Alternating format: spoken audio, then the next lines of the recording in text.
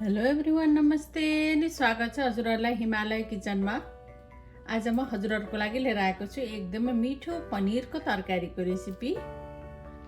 ल अब यसको लागि मैले यहाँ एक ठुलो चम्चा तेललाई प्यानमा तताउन राखेको छु।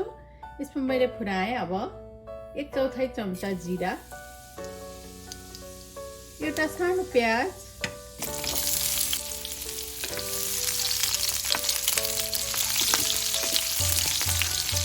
प्याज मैले यसरी ठुलो चारामा काटेको छु। हामी चाहिँ यसलाई एकदम मसिनो गरेर पिस्नेछौँ पछि,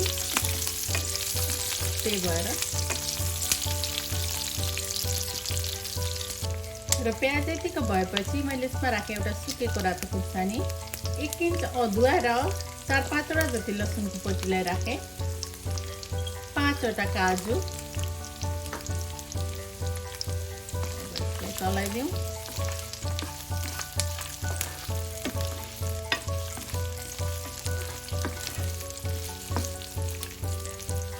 र यति बेला मैले यसमा राखेँ आधा सानो चम्चा बेसार, आधा सानो चम्चा काश्मिरी रातो खुर्सानीको धुलो र 2टा मिडियम साइजको टमाटर। मैले पछाडि पिस्ने भएकोले टमाटर पनि अलिकति ठुलो साइजमा काटेको छु। थोरै नुन राखेँ मैले आफ्नो स्वाद अनुसार।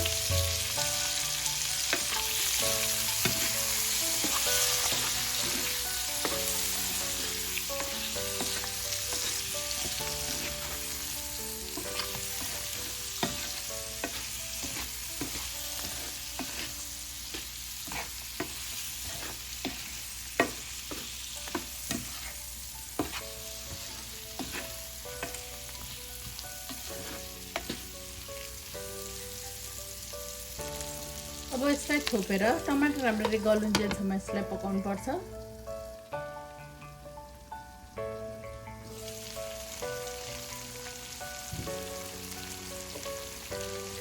ल अब चाहिँ टमाटर पनि राम्ररी गलिसकेको छ। अब यसलाई झिकेर चाहिँ यसलाई केही बेर सेलाउन दिएर अनि यसको एकदम मसिनो गरेर म प्युरे तयार गर्छु यसलाई पिसेर।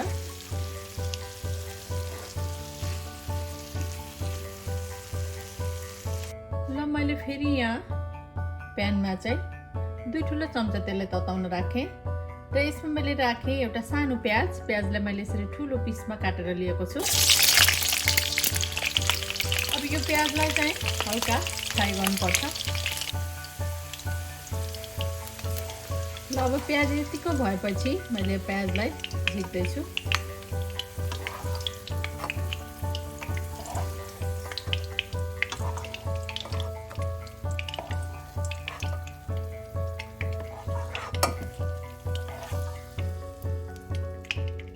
र मैले यसमा राखेँ फेरि यो आधा जति हरियो क्याप्सिकम। म चाहिँ क्याप्सिकम मिसाएर पनिर बनाउँदैछु आज, पनिरको तरकारी। थोरै नुन राखेँ मैले।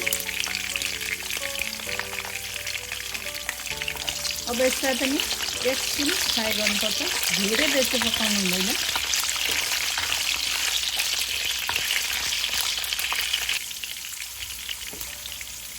क्याप्सिकम यतिको भएपछि अब म पनि यसलाई चिस्दैछु, यसलाई पनि।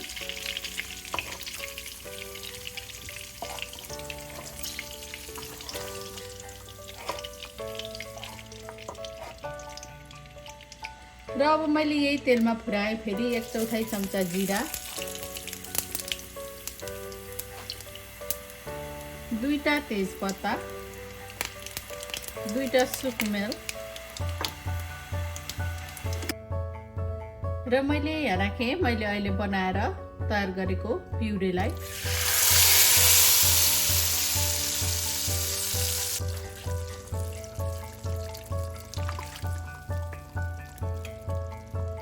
र मैले यसमा राखेँ 1 सानो चम्चा जिरा र धनियाँको पाउडर,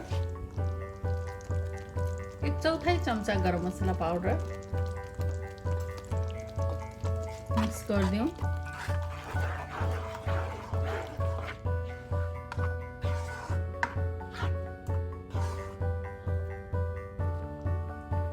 र मैले यसमा राखेँ झन्डै 200 ग्राम जति पनिरलाई मैले फ्राई नगरी राखेको छु। हजुरहरूलाई फ्राई नगरी राख्नु मन पर्दैन भने एकछिन फ्राई गरेर राख्नु पनि हुन्छ। थोरै नुन थपेँ मैले आफ्नो स्वाद अनुसार।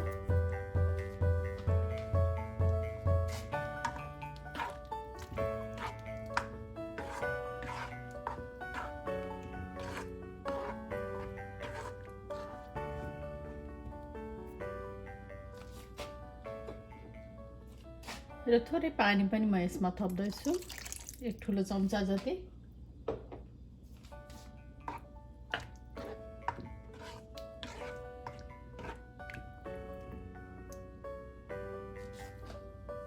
र अब 1 सानो चम्चा जति बटरलाई मैले यसरी राखेँ माथिबाट।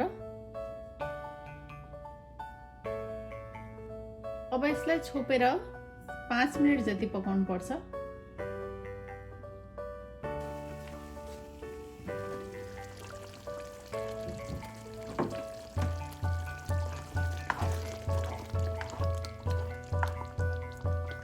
र यति बेला भएपछि मैले यसमा राखेँ मैले अघि फ्राई गरेको क्याप्सिकमलाई र प्याजलाई पनि राखेँ।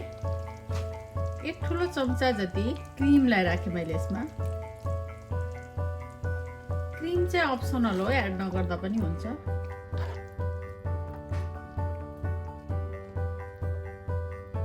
अब मैले यसमा राखेँ थोरै हरियो धनियाँको पत्ताहरू। मैले राखेँ माथिबाट केही कसुरी मेथी।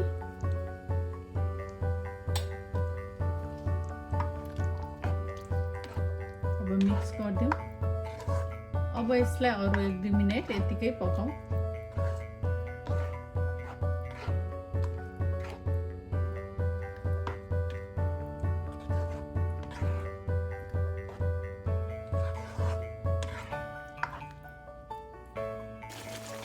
हाम्रो क्याप्सिकम पनिर तरकारी चाहिँ अब बनेर खानको लागि रेडी भएको छ।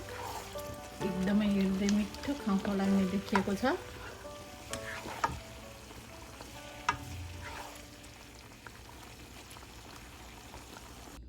ल एकदमै मिठो पनिर र क्याप्सिकम तरकारी अब यसरी बनेर खानको लागि रेडी भएको छ।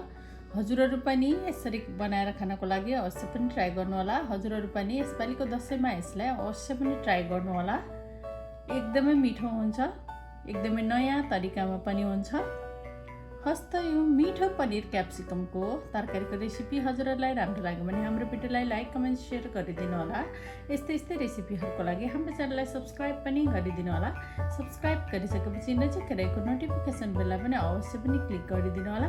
फेरि पनि यस्तै मिठो परिकारको रेसिपी लिएर आउने नै छु। हाम्रो भिडियो हेरिदिनु भएकोमा हजुरहरूलाई धेरै धेरै धन्यवाद।